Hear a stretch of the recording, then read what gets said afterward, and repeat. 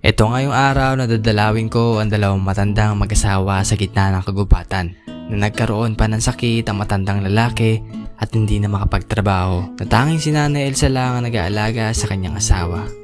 Kaya ganun na lang din ang hirap ng buhay nila na kung minsan ay wala silang mapagkukunan ng kanilang mga pangangailangan. Kaya tanging inaasahan din nila ang tulong ng kanilang mga kapitbahay. Kaya na makilala namin sila ay labis sa tuwa ni Lola sa tuwing tayo ay nabibisita. Ganito man raw ang nangyari sa kanila, ay pilit pa rin ni Lola Elsa nilalabanan upang maalagaan ang kanyang asawa.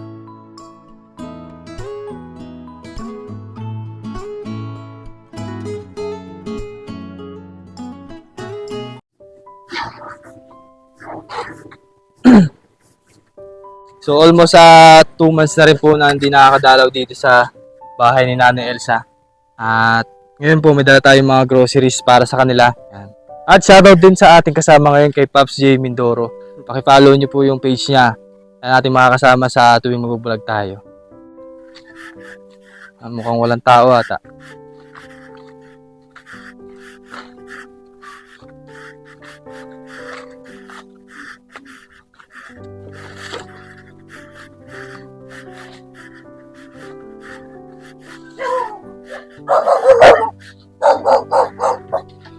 Tao po!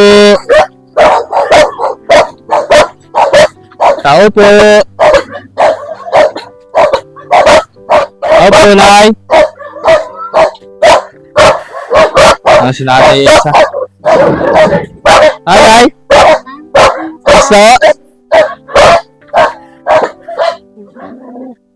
Kamusta, Nay? Ha? Kala kayo nilimutan mo kami. Hindi, ma! Hindi ako nakakalimutan. Ayan o. Ano, balita, Nay? Ito. Sila. Nasira na yun. Tara mo, pasok tayo. Nakatapos lang diba? Naglaba po kayo. Sila yung aking waso. Namiss tayo ni Nanay Elsa. Papayak pa si Nanay. Sabi ko, nasaan na kaya si Kuya Renz? Natawag ko ikaw kasi ako. Renz, nasaan ka na? Pasok tayo nito. Ang dami kong kalat ko. Ang dami kong... Okay lang ho. Yung pagod ko man. Ay, naglaba po kayo kanina. Oo, bago ako nagpinaw. Sabi ko, uulan na yata. Dali-dot-dot pa. Ay, so Nanay, meron kaming dalang groceries para sa inyo. Ang ibusok. Ayun, sabi ko, sa likod ko. Paglaba. Kamusta naman po, Nanay? May gamot pa si tatay na ininom. Kaya nga, sabi ko, nahilingi. Ang alam ko parang 3 months lang yun. Oh, 3 months. Or 3 months lang ho yun. Yung binigay sa atin ng doktor. Naubo po kayo? Hindi, para lang. Nasa mid? Nasa mid? Parang nagkatip. Ay, kamusta na ang inyong bigas? Abay, okay pa. Marami pa. Yun pa po yung dala namin? Kasi silang dalawa wala naman po nandiyan sa kanilang tahanan. Siya huwag mga kapagod, Nanay, dahil matanda na. Mahirap ang... Bagang kikilos. Mahal na ina ang Diyos na magkapanarihan. Wala namang ibang makilos. Ba't parang si tatay ay tahimik? Oh. Ha? Busog yan eh. Ay, busog pala naman. Magmerenda na ako. Busog pa yan. Dahil hindi ko manit. Ako'y kahit pagod pas-pas. Nanghirap ako station at nasira yung isang station ko. Hindi po pwedeng walang electric fan yan. Sabi ko, ano ko naman, nakapalpulo ko na ang aking station. Ay, pas-pas ako pa paroon. Ay, makapaglaba na naghirap ako dahil laba ko man. Naulan pa naman din, ano? Oo. Paspas nila. Sabi, anak na nga po naman kako yung unanay na ipastos. Pinaw ako doon, pinaw ako din. Magkabila man din. Ano yung pagod? Labs! Tatay, kamusta? Tatay? Balita? Anong balita? Ha? Kamusta? Ayos naman daw. Papa, si Renz, nandito. Tanda mo pa ako, tay? Tanda mo pa? Oo.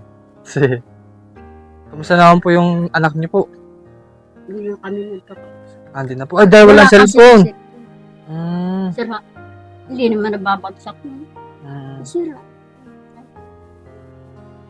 Pamumuhay. Yung kamusta, wala na.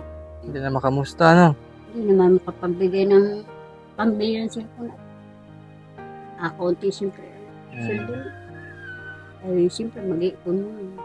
Pabili ng cellphone. Naiyak na lang ako. Kahit hindi kami nakausap. Ay, namimiss niyo po. Siyempre naman. Tagal na namin hilaan ng hindi na kami. Nahaba ang usapan. Tawag lang po talaga ang komunikasyon niyo. Malay mo, umuwi dito bukas. Ano? Joke, Alay. joke. Malay mo, umuwi bukas, nanay. Ha? Sabog pati si Pungko eh. Paano kung umuwi bukas dito, nanay? O? Aba, thank you Lord. Ayan, so may dala kami dito, nanay, na bigas. Ito, bigas. Tapos, dito ko na lalagay na ano. Oo. Tapos iring, tinapay. Para kay tatay. Bigay ko sa ito, kayo magkabukas ito. Nanay. Para ito kay tatay at sa inyong dalawa, oh. Yan. Ayan. So mga bayan, sila po yung nakatira po din sa gitna ng kagubatan na mag-asawa po. Thank At you Lord. Thank you walang sa ibang kasama. ibigay sa amin. Yan. Hindi kinalilimutan. Grabe pala na. Na-miss tayo ng sobra ni Nanay Elsa. Sabi ko, Renz, nasaan ka na? Pasensya na, nanay, at di kita na bibisita kasi madami rin po akong... Sabi nga, may pinapagawa daw ko ng bahay. Opo. Saan yun? Sa Kakawan. Ah, Sa Kakawan lang. Oh. Ayan. Kamusta naman? May pang-ulam kay nanay? magpiprito sana nga ako ng konti na tuyo at ulamin ko. Ikaw magatuyo. Ako nakain. Bakit nagpapakagutom? Ay, ang pagod nga ni. Hindi ako makakain sa sobrang pagod. Sa tatay kasi ang kailangan paunahin Lagi ko yung inuuna. Ako yung pahuli na. Makakain lagi sa tatay. Hmm. Ayan. And so nagpapasalamat din po ako sa ating sponsor na si Tita Maria Macnet sa binigay pong pantulong sa atin. At ito po yung naibigay natin sa pamilya ni Nanay Elsa. So napakalaking tulong po nito dahil kahit po paano ay suportahan po nila yung kanilang pangangailangan sa susunod na araw. Maraming salamat po Tita Maria Macnet. At kay Ma'am Betty po, thank you very much din po. Napakalambing ni nanay, ganyan talaga si Nanay Elsa. Kasi wala kami kapatid na lalaki. Puro kami babae. Kaya every time na nadala ko talaga napapayakap si nanay. Oy, may ibibigay lang din naman sa iyo. Pinapabigay ni Tita Maria Macnet. Ayan, ito po. Dagdag nyo sa budget nyo po din sa Thank you. Okay na po. Thank you.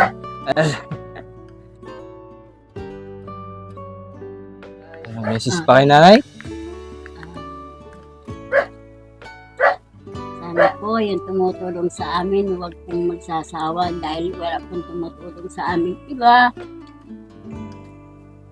Kaya lagi ko hinihiling sa Diyos na tinatawag ko si Renz. Love you, Toy.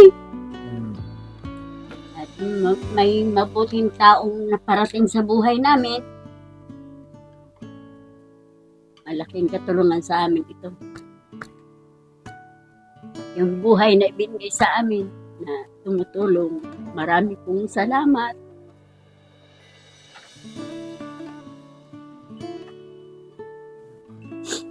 Lagi lang magdasal natin, At siyempre, pag may tumulong agad naman sa atin, agad kong ibibigay sa inyo. Sa ganun po ay kahit paano, masuportahan ko po rin po yung mga pangangailangan nyo dito,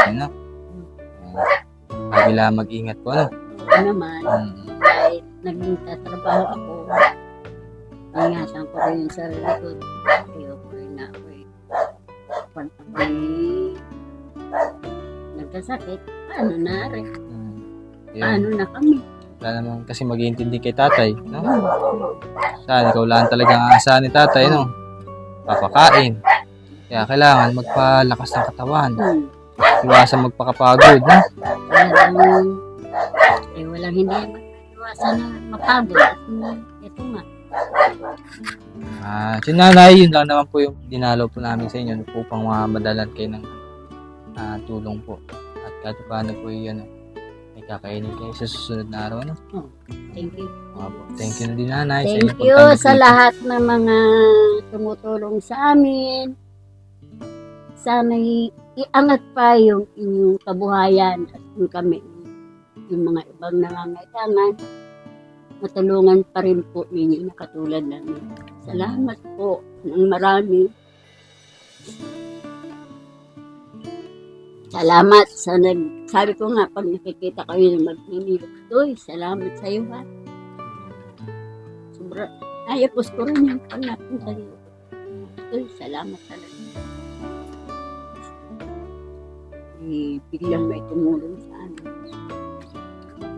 Kasi sa totoo lang po yung buhay po nila din sa gubat ay hindi natin masasabi kung hanggang kailan sila magkakameron o mabibigyan ng tulong din kasi wala namang kakayahan na magtrabaho si nanay dahil iniintindi ni nanay Elsa yung tatay Danilo. Kaya sa pamamagitan din mga pangailangan nila, ay katulad po nito, nadadalhan po ng mga groceries at may mga tao pong nakakapanood na handa rin naman tumulong sa atin. Kaya maraming salamat din po sa mga sponsors natin at tumulong kay Nanay Elsa. Simula una hanggang ngayon po, thank you very much din po. At yun nga po, thank you very much din po sa pagsuporta sa aking Facebook page na Ren Vlogs. Yan. Sana po ay mas marami pa pong magtiwala sa aking page. So, dito na tatapusin yung vlog ko at yun po, sa mga nais po lang magpahatid ng tulong para kay Nanay Elsa ay mag-message lang po kayo sa Ren Vlogs. Nakita niyo po sa screen at any amount po malaking tulong po yun para sa mga pangangailangan nila. Yan. So, paki-follow na rin po ng Mindoro, ay Pops J Mindoro.